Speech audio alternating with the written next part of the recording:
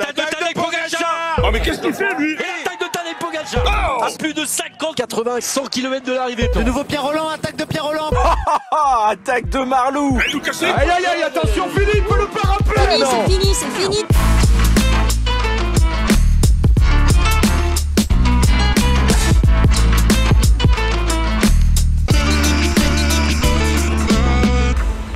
Bonjour à toutes et à tous et bienvenue pour le débrief de la 14e étape du Tour de France. Ça y est, les Pyrénées, c'est terminé. On en a terminé avec ce triptyque et donc Tadej Pogacar et maillot jaune après ce triptyque pyrénéen. Mais pas de troisième victoire de suite pour le Slovène puisque c'est un Néerlandais qui s'est imposé à super bannière, Thymen Arensman.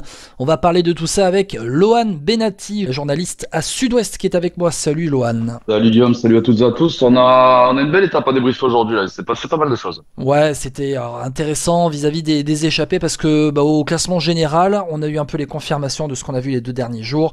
Et puis, on a vu les UAE plus sans contrôle. C'est un peu ce que j'attendais moi.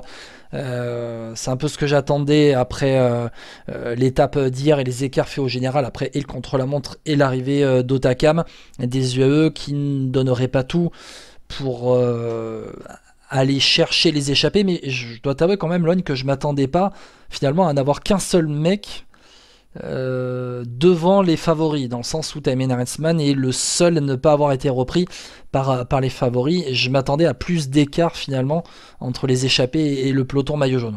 Quand tu vois comment ça a déjà roulé la première heure, où il n'y a pas eu d'échappée qui a pu se constituer, où ça roulait très vite, je crois au-dessus de 50 km/h, puis ensuite les UAE qui ont commencé à mettre le tempo dans le Tourmalet, puis dans l'Aspin, etc.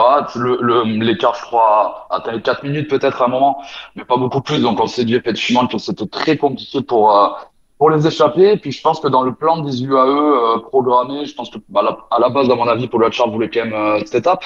Je pense qu'ils s'attendaient pas à avoir un Thymen Arensman si fort, si puissant comme ça et qui mettent 2 minutes derrière au groupe de poursuivants. Je pense qu'ils s'attendaient pas à ça. Et puis bon, quand t'as 2 minutes 30 au pied de la dernière montée, ils ont un petit peu accéléré. Pogacar n'a pas non plus bougé. Puis Arensman a tenu son rang, tenu son tempo et pour vraiment aller chercher une très très belle victoire aujourd'hui. Thymen Arensman, franchement, superbe victoire pour le Néerlandais. Je crois, si la stat donnée à l'antenne à Eurosport n'est pas fausse, c'est sa 4e victoire seulement en carrière. Thymen Arensman, il y avait une autre victoire cette année, c'était au Tour des Alpes, et puis ces 2 autres victoires, c'était en 2022, une au Tour de Pologne et une au Tour d'Espagne un peu plus tard. Donc voilà, pour le Néerlandais de la Ineos à 25 ans, rapidement, il vient sauver le Tour de France des Ineos qui est cataclysmique, ils sont totalement transparents. Ouais, totalement. On a eu un peu peur quand Carlos Rodriguez a essayé d'en mettre une au sommet de Peyrosord. Voilà, exactement. On a eu un petit peu peur de la stratégie d'Ineos, mais effectivement, il a quand même bien sauvé ce bilan. Il a été vraiment impressionnant aujourd'hui. Ouais, tu le dis, c'est un coureur qui gagne peu. Après, faut connaître aussi que pour un grimpeur comme lui, même s'il a gagné un contre-la-montre en Pologne, pour un grimpeur comme lui, c'est quand même, les opportunités sont quand même assez rares. Il a quand même fait 2 fois 6e du Tour d'Italie, 2 fois 6e du Tour d'Italie, 5e du Tour d'Espagne. Donc c'est un coureur référencié, c'est un coureur très très solide sur le Grand Tour. Il a encore montré au Mont d'Or, il est vraiment tout proche d'aller chercher Simon Yates. Et puis là, pour aujourd'hui, il était vraiment 2 ans au-dessus de tout le monde. Ouais, clairement. Il s'est échappé dans le col de Peyrosord, si je me trompe pas, après avoir... À 36 km de l'arrivée. Ouais, dans le col de Peyrosord, avec le travail qui avait été fait avant par Lenny Martinez, Lenny Martinez a été échappé pendant cette étape. Alors on l'a vu dans le Tourmalet, il volait, hein, vraiment quand l'échappée s'est constituée. Il avait de super jambes dans le col du Tourmalet. On parlera tout à l'heure des classements parce qu'il récupère le maillot à poids qu'il portait par procuration. Aujourd'hui, il ne le portera pas par procuration demain vers Carcassonne et lors de l'étape de mardi vers le Mont Ventoux. Mais en attendant, Lenny Martinez de super jambes, il est passé en tête du Tourmalet, en tête du col d'Aspin et ensuite il s'est fait reprendre. Pas de déception pour le Français. parce que on a l'impression que non pas qu'il laisse partir Thymen Arensman et qu'il veut temporiser derrière, mais bon, après derrière à la pédale, on a vu que Arensman a fait un énorme numéro tout seul et qu'il est parti tout seul. Ouais, je pense qu'il a quand même payé les efforts. À mon avis, il a pas pu, hein. Il a pas pu aller le chercher. Je pense qu'il a payé les efforts aujourd'hui qu'il a fait en début d'étape. Le super chrono aussi qu'il a fait hier, il a fait à fond. Je pense que Lenny, voilà, on sait très bien que lui il voulait gagner une étape et éventuellement jouer le maillot à poids. Ça risque d'être l'un ou l'autre, quoi. C'est soit tu te bats en haut d'école dans chaque grand col pour aller chercher des points, soit tu essaies de la jouer maligne pour la victoire d'étape. Et à mon avis, jouer sur les deux tableaux, je pense qu'il pourra pas. Tu regardes le classement de la montagne, le pauvre Lenny, voilà, Tadej n'est qu'à 8 points derrière, donc est-ce que ça peut tenir? Est-ce que Pogacar a envie d'aller chercher ce maillot à poids et aller batailler comme ça derrière les échappées? Ça reste à voir, mais je pense que Lenny s'est quand même fait vraiment plaisir aujourd'hui. C'était vraiment une très très belle étape pour lui, un très très bon début d'étape. Écoute, on s'est dit qu'il était plutôt pas mal parti quand il a commencé à avoir 2 minutes d'avance sur le groupe derrière. Quand Sepp Kuss et Paré Peintre sont sortis petit à petit, on s'est dit que peut-être que les trois ensemble, tu vois, le futur gagnant pouvait se trouver là. Et puis en fait, Arensman, il est peut-être parti un petit peu à contre-temps, mais derrière, ça a été assez impressionnant. Et je pense qu'il y avait personne qui pouvait rivaliser avec le Néerlandais aujourd'hui. Ouais, bon, on parlera des classements tout à l'heure. Je voudrais qu'on revienne vite fait sur Arensman, parce que oui, c'est alors, un coureur qui, pas dire passe un peu au travers de son Tour de France, mais moi, quand je vois Thymen Arensman au départ d'une course par étape, je le mets toujours chez les outsiders, parce qu'il a toujours prouvé qu'il était pas très loin. On a vu au Tour d'Italie, il est un peu passé au travers aussi. Il a fait le Tour d'Italie précédemment pendant cette saison. Faut pas oublier qu'il fait deuxième au Mont d'Or, Thymen Arensman, le jour où Simon Yates s'impose pour la Visma, c'était dimanche dernier. Donc il était dans les échappées pendant ce Tour de France. Mais pendant cette saison, on regarde les résultats, il fait deuxième du Tour des Alpes, donc avec sa victoire d'étape. Il fait troisième de Paris-Nice, Paris-Nice qui avait été remporté par Matteo Jorgensen devant Florian Lipowitz. Donc on voit que c'était quelqu'un qui matchait avec des gars. Alors Jorgensen qui a un peu craqué, mais Lipowitz qui est troisième homme de ce Tour de France aujourd'hui, on en parlera tout à l'heure. Et puis en début de saison, il fait quatrième du Tour de la Communauté de Valence. Et sur les grands tours, par exemple, Tour d'Italie, il fait sixième l'année dernière. Donc c'est clairement le profil d'un gars qui est capable de gagner des étapes de montagne lorsque l'occasion s'offre à lui. Occasion donnée par les UAE aujourd'hui quand même, il faut le dire quand même, Loan. Ce sont les UAE qui ont donné l'étape aux échappés à Thymen Arensman. On a vu que il a fallu que Vingegaard attaque dans la montée de Super Bannière pour que le groupe maillot jaune qui avait été écrémé par les UAE, notamment par Sivakov, Soler, Narvaez et Adam Yates en dernier lieu, voilà, pour que ce groupe explose. Ouais, écoute, moi, c'est pas mon impression sur le fait qu'ils aient vraiment voulu balancer l'étape, parce qu'ils ont quand même pris les choses en main, ils ont maîtrisé l'essentiel de l'étape. C'est vraiment UAE qui a contrôlé la physionomie, qui sort ou pas, combien d'écart avec l'échappée, et puis vers la fin, ce train avec un Nils Politt qui a roulé pendant, je sais pas, 80 ou 100 bornes, Tim Wellens qui avait... mais je vois plus Nils Politt que ma grand-mère, moi. Franchement, c'est assez inquiétant, quoi. Ouais, d'ailleurs, Romain Bardet sur Eurosport, qui est devenu consultant sur Eurosport, on a quand même dit que c'était assez étrange qu'un profil comme Nils Politt parvienne à tenir en respect des échappées de grimpeurs. Voilà, donc Romain Bardet qui connaît très bien. Et c'est le mot étrange, hein. C'est le mot étrange qu'il a sorti après quelques secondes de réflexion. Je pense qu'il voulait peser ses mots. Voilà, on peut pas lui reprocher de pas connaître le peloton, Romain Bardet. Ouais. Donc bon, excellent consultant, franchement. On tirera les conséquences si on voudra, mais c'est vrai que pour moi ce train du AE il est tellement huilé. Tu vois, quand j'étais avec toi quand Almeida a été contraint d'abandonner, je te disais que pour moi, j'étais pas sûr que ça change grand-chose pour la victoire finale ou pas de Pogacar. Je pense qu'on le voit. Derrière, les équipiers sont super forts. On a vu Adam Yates qui, contrairement au Takam, cette fois a donné un bon coup de main. Narvaez qui est peut-être rentré un peu plus dans ses standards, même s'il a quand même bien bossé, parce que bon, ça roulait pas non plus énormément vite. À Super Bannière, pardon, mais je pense qu'en fait ils voulaient l'étape, mais je pense que quand ils ont vu qu'Arensman était un petit peu trop loin à 2,30, peut-être que Pogacar n'était pas non plus exceptionnel aujourd'hui, peut-être qu'il n'a pas voulu écraser le Tour une troisième journée d'affilée. c'est compliqué un petit peu à expliquer, mais ce qui est sûr, c'est que Pogačar n'a pas forcé pour défendre ce maillot, défendre sa position et contrôler la physionomie de la course. Et il en reste à 4 victoires d'étape, le record étant à 8 si je ne me trompe pas. Il y aura encore d'autres occasions pour lui. Mais après, c'est vrai que. Et moi, c'est pas la première fois que sur ce Tour de France-là, j'ai l'impression que Pogačar ne fait pas tout pour gagner une étape. Ça avait été déjà pour moi cette impression-là à Boulogne-sur-Mer lors de la 2e étape où j'avais pas eu l'impression que Pogačar faisait tout pour battre Van Der Poel. Là, j'ai l'impression qu'il a un peu fait pareil.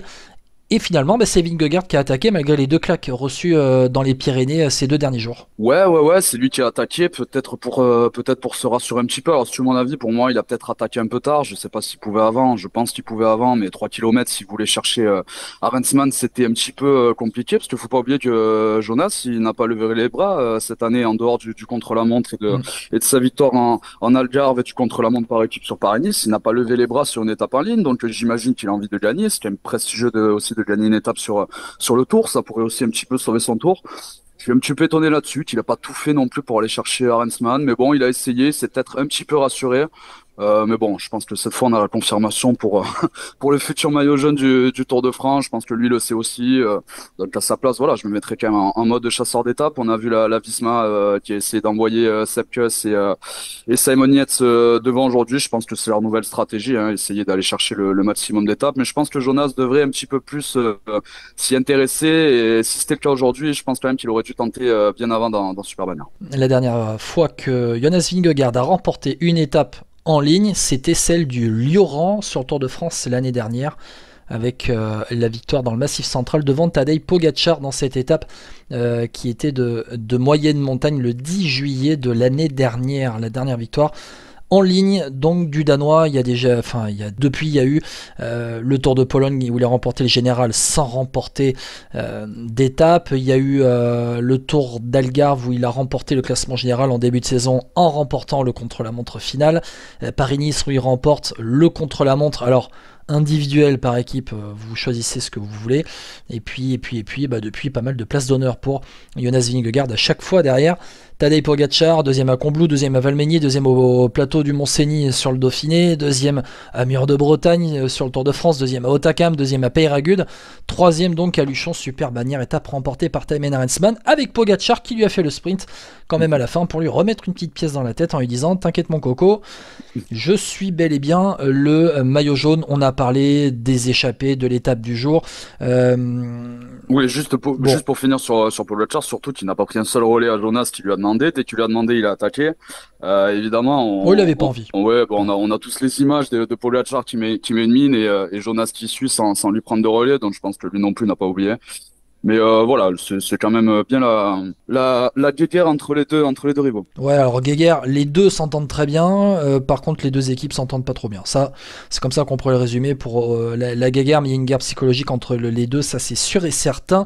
On va passer à la suite. Je veux qu'on parle des outsiders parce que bon, ok, on a compris. Il y a Pogačar, derrière il y a Vingegaard, on se répète jour après jour, et il y a les autres. Alors, on parlera de Remco Evenepoel dans les abandons du jour. Bon, tu sais quoi, on va en parler maintenant, parce que dans les outsiders, il y avait quand même au départ ce matin un classement général où au départ de cette 14e étape, il y avait Remco Evenepoel qui était 3e devant Florian Lipowitz, et Remco Evenepoel, il a abandonné au pied du Tourmalet, un dernier bidon donné à un enfant, et puis ensuite, il a complètement décroché. Alors, c'est apparemment un virus qui handicape le Belge depuis quelques jours. Moi, je m'attendais à ce que... c'est un peu la théorie que j'avançais depuis 48 heures et depuis son décrochage dans le Soulor et ses difficultés dans la première étape des Pyrénées. Je me disais, tu sais quoi, Remco, à un moment donné, et depuis le Tour de France, depuis le début du Tour de France, je dis aussi, il se peut qu'il décroche, qu'il prenne une énorme mine, il prenne 20 minutes, mais que derrière, il claque 3 étapes. Voilà, parce que Remco Evenepoel est comme ça, que c'est un formidable coureur et il a déjà fait 3ème du Tour, ok d'accord, mais il peut aussi aller claquer 3 étapes comme il avait fait à la Vuelta il y a 2 ans. Bon, il a abandonné, il y a eu un virus, c'est malheureux pour lui. Ça me fait, bon, je vais être trivial, ça va aller, mais ça me fait tellement chier pour lui en fait, mais vraiment parce que le Belge est pétri de talent, il a vraiment pas de chance quoi. Oui, alors à voir si c'est réellement un virus qu'il a diminué, mais c'est clair qu'il apparaissait complètement vidé, physiquement et vidé aussi mentalement. Il arrivait même pas à suivre Pascal Encorn. Contrairement à l'étape d'Otakam où c'est vrai qu'il a quand même pété assez tôt, mais il a maintenu la casse, il a réussi à lisser son effort. Le contre-la-montre, il passe à côté, mais il fait quand même 12e, tu vois. C'est pas non plus, il est pas dans les tréfonds du classement. Il arrive à, à garder la face, on va dire, un minimum. Là, aujourd'hui, c'était dramatique, quoi. Dès les premières pentes, c'était dramatique. Je pense que son interview d'hier, après course, c'était un petit peu aussi prémonitoire, hein. Il était très, très touché après le chrono hier et voilà, je pense qu'il a senti dès les premiers tours de roue, c'était vraiment, on avait du mal à voir comment il aurait pu continuer, quoi. C'est vrai que c'est quand même assez dramatique de la part d'un coureur comme ça, qui est pétri de talent, qui a eu beaucoup de graves chutes dans sa carrière. On se Oui. rappelle aussi de celle de décembre qu'il a contraint à revenir très très tard dans la saison, en juin, je crois, il me semble, au Dauphiné. Donc c'est vrai qu'il a malheureusement pas de chance. Il est pétri de talent, il est génial en plus à voir courir. On va voir s'il va réussir à se remobiliser pour la Vuelta, s'il sera en état de la disputer peut-être, mais c'est sûr que là pour Quick-Step c'est une énorme déception et pour Remco qui attendait bien plus aussi, mais ça libère du coup de la de la place et des outsiders pour cette troisième place du podium qui devient la course en fait la plus intéressante Ouais. sur ces 10 jours à venir sur cette dernière semaine de Tour de France. Juste pour Evenepoel, on rappelle que donc à l'hiver, il y a eu une énorme chute en percutant une voiture de la Poste en Belgique lors d'un entraînement. Alors, il est revenu à la compétition en avril sur les classiques ardennaises. Il avait de suite remporté la Flèche Brabançonne. Il avait craqué à Liège-Bastogne-Liège, a pris une 9e place à la Flèche Wallonne et une 3e à l'Amstel. Et ensuite, il avait enchaîné les courses par étapes. Autour de Romandie, on sentait que il était un peu essoré après son retour, 5e au classement général, et au Dauphiné il prend une 4e place derrière Pogacar, Vingegaard, Lipovic. Les championnats de Belgique, vainqueur sur le chrono, 2e de la course en ligne derrière Timo Wellens, et voilà, sur le Tour de France il était il montrait qu'il était quand même le 3e homme vainqueur du contre-la-montre. Voilà, c'est sans doute aussi le dernier Tour de France sous les couleurs de la Soudal Quick-Step pour Remco Evenepoel, qui va très certainement vivre dès la saison prochaine, malgré une année de contrat restante encore l'année prochaine en 2026. Il devrait connaître une nouvelle équipe. On va voir ce que ça va donner pour le Belge. Tu parles de la Vuelta. Moi tout de suite j'ai pensé à la Vuelta. Je me suis dit tu abandonnes sur le Tour, tu reviens sur la Vuelta. Mais il y a les mondiaux, au Rwanda à préparer avec un contre-la-montre. Il y aura un énorme voyage.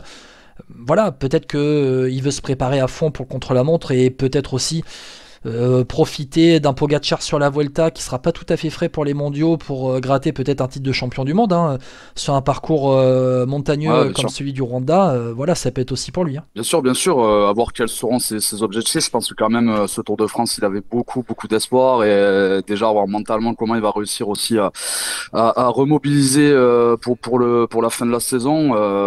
C'est sûr que c'est quand même dramatique pour un coureur comme ça. Je pense qu'il va agiter aussi le mercato. Ça serait bien quand même qu'il ait une équipe assez forte en montagne autour de lui parce que voilà là, on parle des Red Bull. Ouais, on parle des Red Bull. Alors mais bon, avec Lipovic, tu vois, est-ce que tu peux faire cohabiter Remco et Lipovic? J'en suis pas certain non plus. Au moins on parlait aussi d'Ineos. En tout cas, ce qui est sûr, c'est qu'il lui faut quand même une équipe autour de lui en montagne parce que à Quick-Step ça a été quand même très compliqué, il était très vite esselé.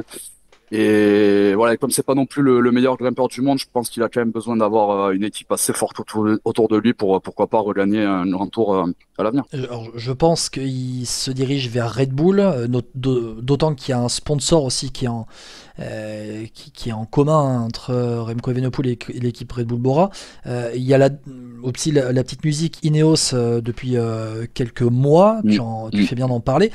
Moi, il y a une idée qui m'a traversé la tête. Personne n'en a parlé, mais bon, après parfois j'ai des idées, mais bon, c'est un peu fada. Une équipe qui est en train de monter, de se construire un énorme budget, une équipe francophone. T'as pas une idée qui te vient en tête, toi, Loan, quand je te dis ça? Decathlon? Ouais. Moi, je me dis que Decathlon va tenter le coup. Après, je connais pas la puissance et les moyens de Decathlon, mais je pense quand même que s'ils ont les moyens d'attirer Remco, je pense qu'ils hésiteront pas. Maintenant, après, sur la faisabilité, j'ai quand même un petit peu plus de doutes, mais bon. pourquoi pas. Après, si on lui présente un beau projet ou justement il est numéro un, moi c'est ce qui me pas me gêne, mais c'est ce qui me pose un petit peu question dans le projet Red Bull, c'est qu'avec Florian Lipovic qui s'affirme aujourd'hui comme le troisième meilleur grimpeur du monde, faire cohabiter les deux, à mon avis, ça me semble un petit peu compliqué, mais pourquoi pas après. Hein. Voilà, alors bien évidemment, j'ai d'énormes doutes quand j'en parle, mais pourquoi pas. Je me dis que dans la nouvelle philosophie de l'équipe Decathlon AG2R, qui sera Decathlon avec un autre sponsor titre qui devrait être annoncé d'ailleurs lundi lors de la deuxième journée de repos du Tour, je me dis que ils ne peuvent pas ne pas tenter. Donc après on verra, ce ne sont que des suppositions, on va pas faire de cyclisme fiction. Et passer à la suite, les autres abandons du jour, faut qu'on en parle. Steph Kras, malheureux Steph Kras, le Belge de la Total Energy qui a abandonné, victime d'un virus lui aussi, en début d'étape. Voilà, lui est vraiment pas chanceux avec le Tour de France, mais le Belge, on devrait le revoir d'ici la fin de saison briller sous les couleurs de la Total Energy. Et Skjelmose qui tentait de prendre les échappées et qui a pris un terre-plein central. Et qui a abandonné un peu plus loin, quelques kilomètres plus loin. Bon, le Danois, lui aussi pas chanceux sur chute. Bon, voilà, franchement pas châteux, si tu me permets, le Danois. Ouais. En plus, il était dans le top 20 de moment, il était 19e. Ouais, il a essayé quand même de repartir, mais bon, quand à 180 bornes d'une étape comme celle-ci, on est à 5 minutes du peloton. Je pense que bon, c'est même pas la peine d'essayer. Ouais. Il a essayé quelques kilomètres et puis c'est garé. Hein. Lui, par contre, on devrait le voir sur la Vuelta. C'est une course qui lui correspond bien. Il a terminé 5e l'année dernière, on se rappelle, juste devant David Gaudu, et puis le non-départ de Brian Coquard qui a fait le contre-la-montre hier avec son attel. Voilà un peu pour les abandons du jour. Voilà, on a effleuré pas mal de sujets. On a parlé des V2 Pool, ça permettait de parler des abandons aussi. On a évoqué Florian Lipovic, parce que il s'affirme comme sur le Dauphiné, comme la troisième force de ce Tour de France. Et même si Roglic avait bien réagi lors du contre-la-montre vers Peyragud hier, eh bien on a vu que là, il n'y avait pas photo. Il y a Pogacar, il y a Vingegaard, et puis derrière, il y a Florian Lipovic. Ouais, il a été impressionnant encore aujourd'hui, hein, sur l'attaque de Vingegaard à 3 km de l'arrivée. Il recolle dans un premier temps, il se redécroché, il revient, et puis franchement, il y avait personne derrière, quoi. Donc vraiment, derrière Pogacar et Vingegaard, c'est lui aujourd'hui qui s'affirme déjà au sein de l'équipe Red Bull par rapport à Roglic, qui a fait un super chrono hier, mais qui, on le voit, est quand même devient limité haute montagne à 35 ans. Voilà, clairement, lui, Lipovic, c'est l'avenir. On voit qu'il a quand même des capacités qui semblent assez un potentiel assez fort et assez important en tout cas, et même par rapport à Oscar Onley qui aurait pu aussi lui contester cette troisième place, là aujourd'hui il a vraiment frappé un très très grand coup l'Allemand, lui aussi, hein, je pense que tu connais un petit peu ses résultats, mais qui gagne assez peu. Bon, il est très jeune, mais alors il est très souvent placé, mais jamais gagnant. Le pauvre fait quand même deuxième de Paris-Nice, troisième du Romandie, troisième du Dauphiné cette année après Paris-Nice. Donc c'est quand même un excellent coureur qui s'affirme aujourd'hui clairement comme le favori pour cette place sur le podium. Et je pense que comme je te disais un petit peu plus tôt, à mon avis, ça sera la bataille la plus intéressante là pour cette fin de Tour de France, sauf si Lipovic se l'assomme, mais je pense que cette troisième place et donc ce maillot blanc également potentiel, vu que les deux luttes sont un petit peu liées, ça va être intéressant, ça va être le vrai enjeu de cette fin de Tour de France. Ouais, avec Lipovic qui récupère donc la troisième place du général.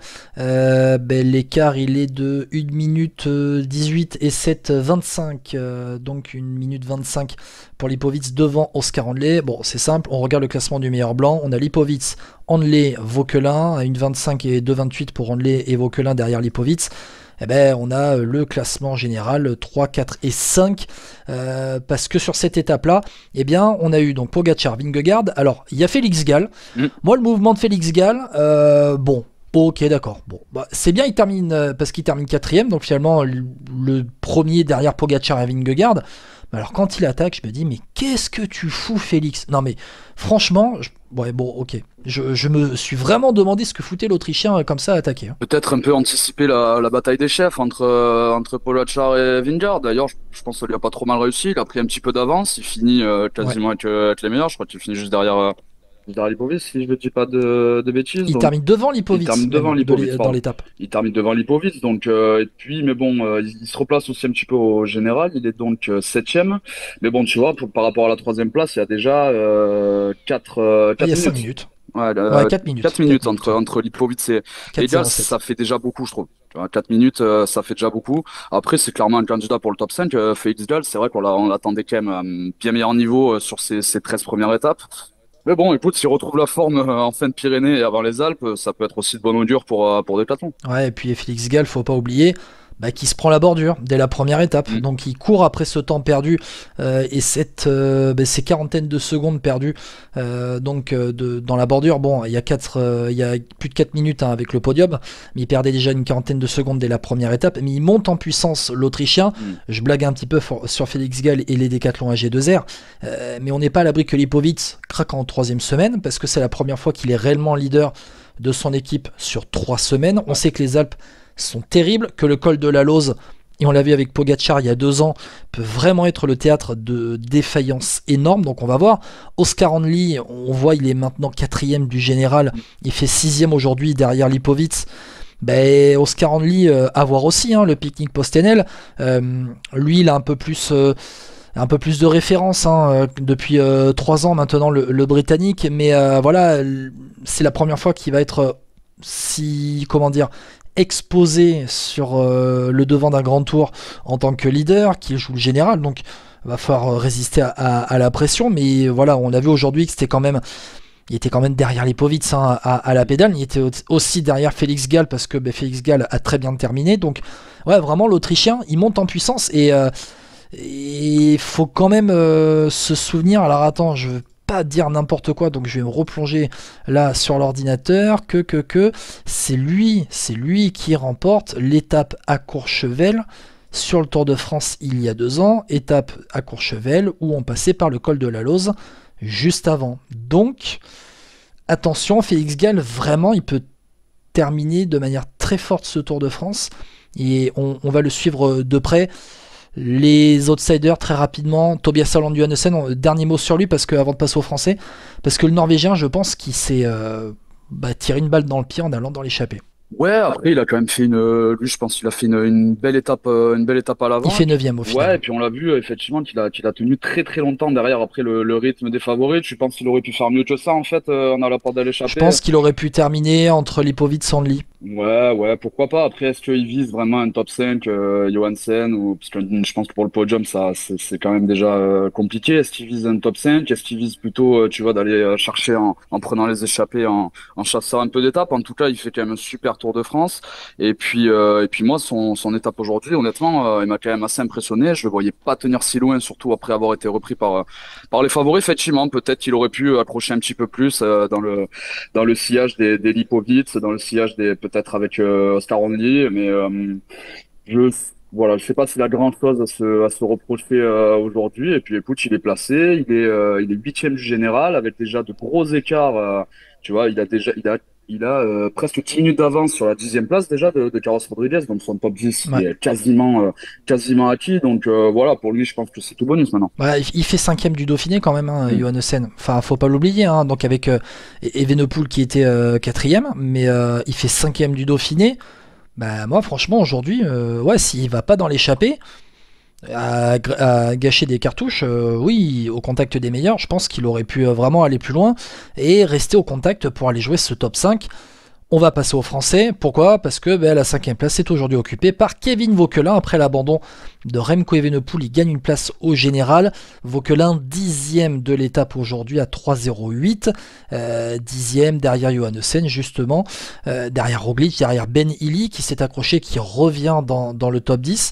L'Irlandais à la 9e place. Mais Vauquelin, il a craqué. Et puis il s'est mis à son rythme, il a craqué, en tout cas il a été lâché, et puis après il s'est mis à son rythme pour limiter la casse comme il en a l'habitude depuis le début des Pyrénées. Il dégage, trouve beaucoup de sérénité, Kevin Vauquelin. Il continue d'impressionner de jour en jour. Déjà hier, son chrono 11e, c'est un super résultat. Et puis aujourd'hui, il fait 10e d'une telle étape. Je veux dire, avant le Tour, je pense que personne n'aurait misé une copette là-dessus sur Kevin Vauquelin à la pédale avec les favoris qui termine 10e d'une étape comme ça. Il est 5e du général aujourd'hui. Il a une très très belle avance sur ses poursuivants. Il a déjà, il est à 10 minutes. Voilà, tu vois, il a déjà 8 minutes d'avance sur la 9e place de Ben Illy. Donc j'ai envie de te dire, vu comment il semble maîtriser la haute montagne pour l'instant sur ce Tour, Bah, il donne pas l'impression d'être closé un jour en fait. Alors est-ce que cette troisième semaine avec les Alpes sera de trop pour lui? On verra, mais il est vraiment impressionnant. Et comme tu dis, quand il craque, il se met à son rythme, il se met pas dans le rouge, il gère son écart et puis il est jamais trop loin à l'arrivée quoi.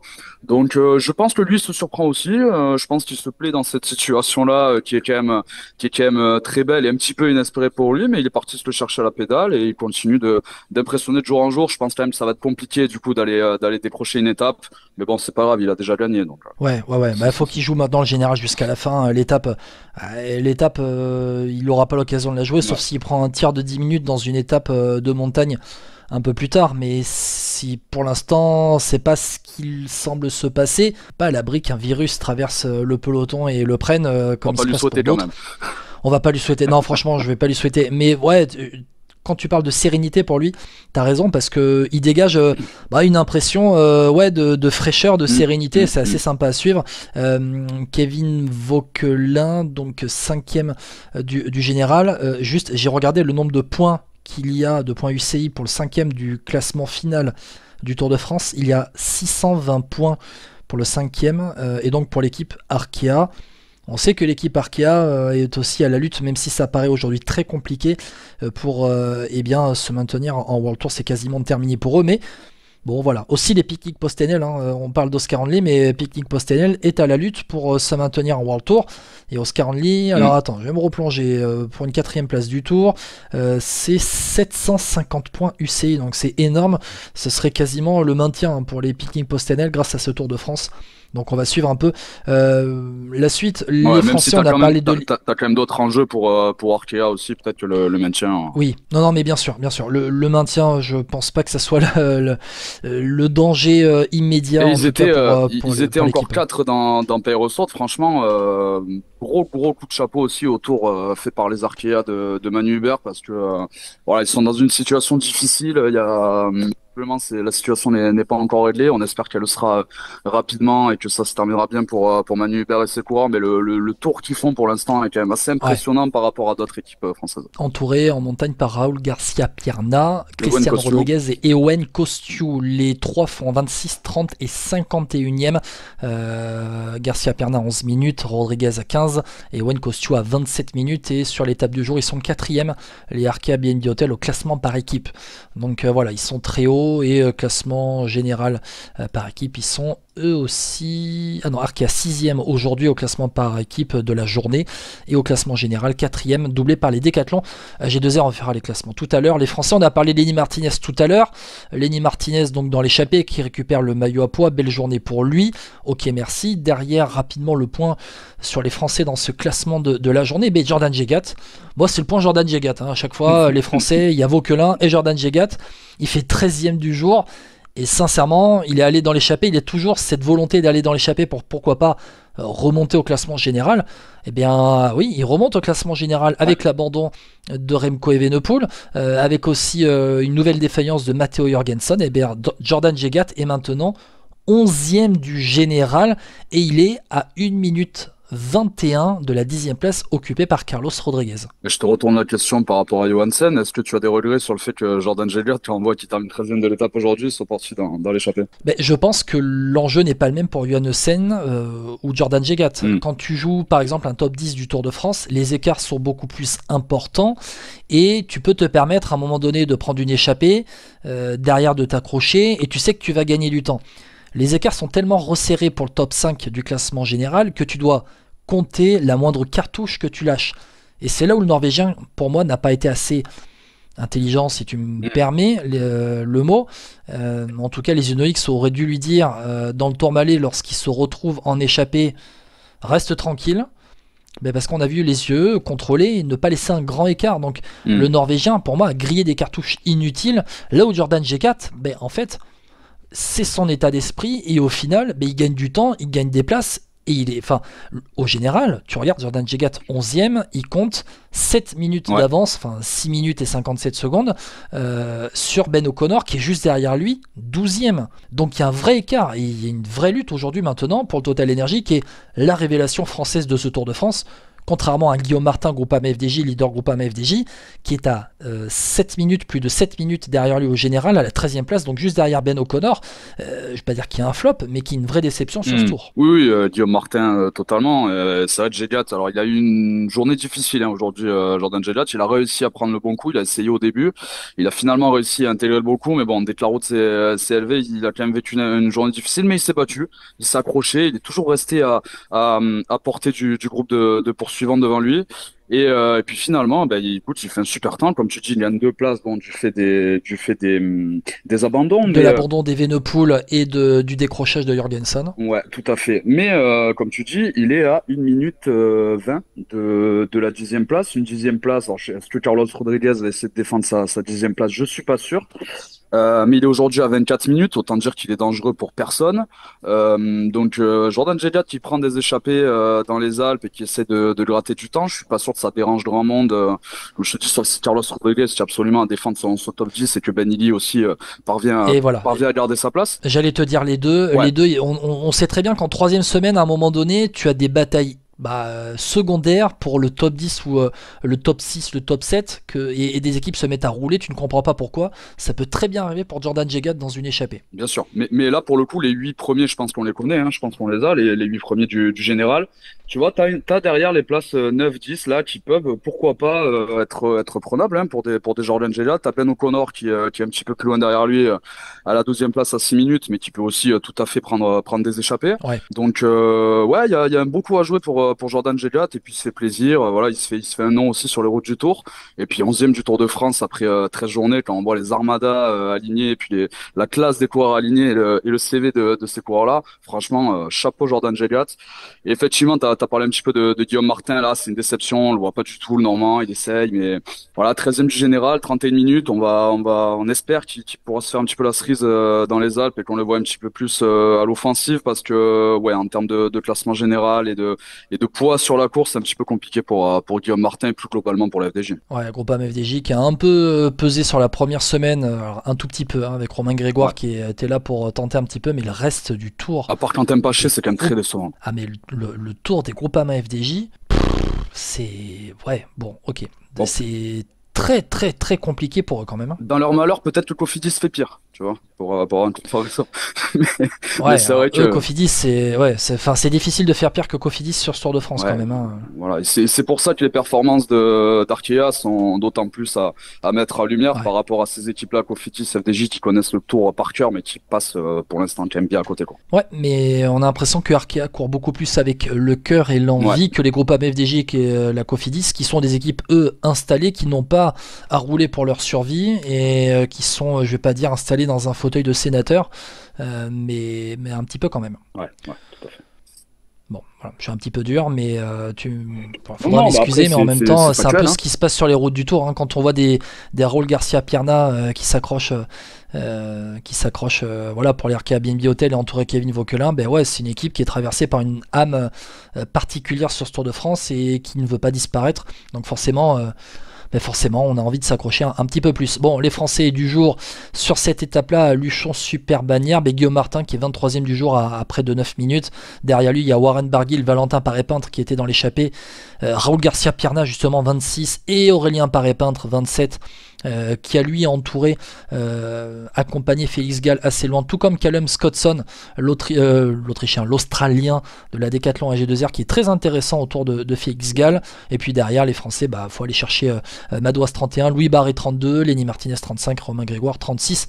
Je vais pas tous les faire. On a juste oublié de parler de Valentin Paré-Peintre qui a fait aussi une très très belle étape devant et dans la lignée voilà, de sa victoire au Tour d'Italie l'an dernier. Voilà, il aime bien les grands tours, il aime bien ces belles courses, Valentin Paré-Peintre. Et un peu libéré avec entre guillemets libéré, plus d'opportunités peut-être en montagne avec l'abandon de Remco Evenepoel, l'image du jour, Julien Philippe qui arrache la pancarte d'une spectatrice pour prendre un bout de carton et se mettre dans le maillot pour la descente du Tourmalet, et derrière s'excuser auprès de la spectatrice via le caméraman. C'était assez sympathique. Je pense qu'on a fait le tour, Lohan, de l'étape du jour. Ouais, Il y a encore pas mal à dire. en parlant d'images un petit peu marquantes, moins drôle et moins sympa, t'as une spectatrice qui a été renversée dans le col de Perrossourde, il me semble, par une voiture de l'organisation. La voiture voilà. Ineos. Donc, toujours rappeler au public de faire bien attention et de bien respecter les distances de sécurité parce que voilà, ça peut très très vite basculer avec des conséquences assez graves. Si je me trompe pas, c'est la voiture Ineos qui renverse la spectatrice. Et d'ailleurs, juste avant le sprint intermédiaire dans l'approche du Tourmalet, une spectatrice qui a voulu prendre une photo en se mettant, en débordant du trottoir. Bon voilà, les comportements comme ça, bon, faut éviter parce que si tu mets un effet 0,5 sur ton appareil photo, t'as l'impression qu'ils sont assez loin, mais ils passent à quelques centimètres de toi et ça peut faire strike dans le peloton derrière. Donc voilà, bon, on va pas passer 10 ans sur ça. Les classements du jour. Allez, on rappelle la victoire de Thymen Arensman en solitaire à Super Bannière, une 0,8 sur Pogacar, une 12 sur Vingegaard. Donc il y a les 2 secondes de bonification prises par Pogacar sur Vingegaard, plus les 4 secondes de cassure sur la ligne. À une 19 derrière Félix Gall, à une 25 Lipovic, derrière à plus de 2 minutes. Oscar Hanley, Ben Illy, Primoz Roglic, 6, 7, 8. Tobias Allan Johannessen, 9e. Kevin Vauquelin, 10e, juste devant Carlos Rodriguez, Terrada, 12. Gegat, 13. Le classement général, les changements avec Pogacar, pas de changement, mais il prend 6 secondes sur Vingegaard, donc il y a 4-13 d'écart à la sortie des Pyrénées pour le Slovène devant le Danois. Lipovic, 3e du général, ça y est, à 7,53. Oscar Hanley, 4e à 9,18. Vauquelin, 5e à 10 minutes 21 avec 13 secondes d'avance seulement sur Primoz Roglic, 6e. À 12 minutes, on a Félix Gall. À 12,33, Tobias Allan Johannessen. À 18 minutes 41, Ben Illy. À 22,57, Carlos Rodriguez. Derrière, Jegat, O'Connor, Guillaume Martin, Narvaez, Jorgensen. Jusqu'à la 15e place. Ce classement du maillot vert. Alors, statu quo aujourd'hui. Pourquoi? Parce que Tadej Pogacar a pris 17 points avec sa 2e place à l'arrivée à Super Bannière. Mais au sprint intermédiaire, au pied du Tourmalet, il avait pris les 3 points de la 13e place au classement du sprint intermédiaire. Jonathan Milan avait pris les 20 points en remportant ce sprint inter. Vous comptez 17 plus 3, 20, statu quo entre les deux. Et donc, toujours, c'est 28, 18 c'est 28. 28 points. 28 Avec points. Mathieu Van Der Poel qui assure les places au sprint intermédiaire aussi. Pourquoi pas? Voilà, qui assure les places au sprint intermédiaire pour voilà, pourquoi pas, hein, si Milan ne passe pas la montagne, Pogacar sait-on jamais. Mais voilà, qui se dit pourquoi pas, peut-être qu'à l'avenir Mathieu Van Der Poel pourrait se focaliser sur ce maillot vert, même si quand on a un sprinter voilà, comme Jasper Philipsen, c'est sûr que ça devient un petit peu plus compliqué. Ouais, bon, après Mathieu Van Der Poel n'a pas tout fait pendant ce Tour de France pour jouer ce maillot vert. Il termine 2e du classement sprint intermédiaire au pied du col du Tourmalet. Il a 190 points, il a 33 points de retard sur Pogacar Pogacar a donc lui 28 points de retard sur Jonathan Milan. Donc à la sortie des Pyrénées, le classement de la montagne, et Lenny Martinez récupère ce classement de la montagne avec 8 points d'avance sur Tadej Pogacar, 60 points pour Martinez, 52 pour Pogacar, 48 points pour Thymen Arensman grâce à son échappée du jour. 12 points de retard pour le néerlandais sur le français, ça peut être un objectif aussi pour le coureur de chez Ineos. On a Vingegaard à 39 points et Michael Woods à 38 points pour le classement de la montagne. Le classement du meilleur jeune, Lipovic, 1,25 d'avance sur Hanley, 2,28 sur Kevin Vauquelin. Derrière, à 10 minutes et 15 minutes, on a Ben Illy et Carlos Rodriguez. Et puis le 6e du maillot blanc, c'est Romain Grégoire, à plus d'une heure, le classement de la meilleure équipe. Visma, 13,48 devant UAE, 43 minutes 28 pour Decathlon AG2R qui double Arkea au classement de la meilleure équipe pour 1 seconde. Et oui, pour 1 seconde, Decathlon devant Arkea, Red Bull Bora qui est 5e à un peu plus de 3 quarts d'heure. 2 minutes 30 de retard sur les Arkea 4e. Bon voilà, on a fait les classements, Lohan, l'étape de demain, Carcassonne. C'est pas tout plat, vers Carcassonne, on part de Muret au sud de Toulouse et on va aller chercher l'arrière-pays entre Castres et Carcassonne, entre le Tarn et l'Aude. Il y a de la 3e catégorie, il y a de la 2e catégorie aussi. Tu sais quoi, ça sent bon quand même l'étape pour Baroudeur. Tu vois, un petit Magnus Cort par exemple. Ah, ça c'est une grosse cote, mais oui, c'est l'étape de baroudeur par excellence, hein, surtout quand tu regardes la fin du parcours. Le Ventoux, l'étape de Valence que Jonathan Milan ne voudra pas laisser passer, col de la Loze, la Plagne, avant d'atteindre les deux dernières étapes. Donc clairement, là pour les baroudeurs qui ont pas grand-chose à jouer en montagne, là il faut essayer de prendre l'échappée. Je pense que l'UAE va pas se mettre à rouler pendant je ne sais combien de kilomètres pour aller chercher l'étape. Donc je pense quand même qu'ils auront pas mal de latitude. Donc bah, physionomie, moi je m'attends à une grosse échappée qui part avec un peu toutes les équipes qui vont essayer de sauver leur Tour de France en allant chercher cette étape. C'est quand même dur vu le profil, hein, de sortir vraiment un nom. Kortnissen, ouais, je te conseille de mettre une petite piécette dessus parce que ça peut valoir pas mal à la fin. Mais il y a beaucoup de candidats à la victoire demain. Je pense que ça va être une étape assez intéressante et débridée, comme on en a beaucoup depuis le début de Tour de France. Il y a assez peu d'étapes très ennuyeuses, hein, finalement. Ouais. Et il fait groupe Eto en plus, Magnus Cort. En plus. Peut-être Arnaud Delis qui va vouloir se remettre dans une échappée comme il a pu le faire aussi plus tôt, qui est capable de passer des bosses. Donc on va voir peut-être des coureurs comme ça. Après on verra peut-être sûrement encore les Roméo et Castrillo. Il y a moins de haute montagne, donc peut-être que ça va leur convenir. Peut-être un Alex Aramburu pour les Cofidis, on ne sait jamais s'ils se réveillent, les Cofidis, sur cette étape dite de transition. Pour terminer cette deuxième semaine, on a parlé pas mal pendant ces Pyrénées, on a fait des gros podcasts assez longs pour débriefer parce que le général a éclaté, que on a maintenant une vraie physionomie qui s'est dégagée avec Pogacar, avec Vingegaard et les outsiders. Lohan, je pense qu'on a bien fait le tour quand même pendant ces Pyrénées. Oui, bah, écoute, le suspense est tué, mais on a quand même deux, trois choses à dire, sur le reste des classements et luttes annexes qui restent intéressantes, même si c'est vrai que le niveau suspense pour le maillot jaune, je pense que sans surprise, Oui. voilà, tout est plié, terminé, et même si cet abandon de Remco là pour le podium enlève quand même un petit piment aussi pour cette troisième place et pour le maillot blanc, parce qu'on aurait pu avoir quand même une belle lutte entre le 3 ou 4 candidats potentiels. Ouais, bon, qu'on sentait pas saignant, hein, le Belge, mais on espère que ça va aller mieux pour lui. On en a parlé tout à l'heure. Et puis, sauf cataclysme, hein, Tadej Pogacar, il a l'air quand même bien lancé pour un 4e Tour de France. On va voir ce que ça va donner. Lohan Benati, journaliste à Sud-Ouest, un grand merci d'avoir été avec moi. Mais merci Guillaume, bonne fin de tour et puis à très vite. Un grand plaisir, bonne fin de week-end des fêtes de la Madeleine à Mont-de-Marsan. Exactement, on va y retourner. On va y retourner. On avait un échauffement avec le podcast. On part terminer l'échauffement aux fêtes de la Madeleine, hein, consommé avec modération. Bien D'ailleurs, sûr. si vous y êtes. Un grand merci. Je rappelle Vélo Podcast sur les réseaux sociaux, Instagram, Facebook, Twitter, X, ainsi que sur la chaîne YouTube de Vélo Podcast. Allez vous abonner à la chaîne YouTube. Et puis, on rappelle les plateformes où on est aussi, Apple Podcast, Deezer, Spotify. Un grand merci, bonne soirée à toutes et à tous. Et puis on se retrouve demain pour la fin de la 2e semaine et l'arrivée à Carcassonne. Ciao, bonne soirée.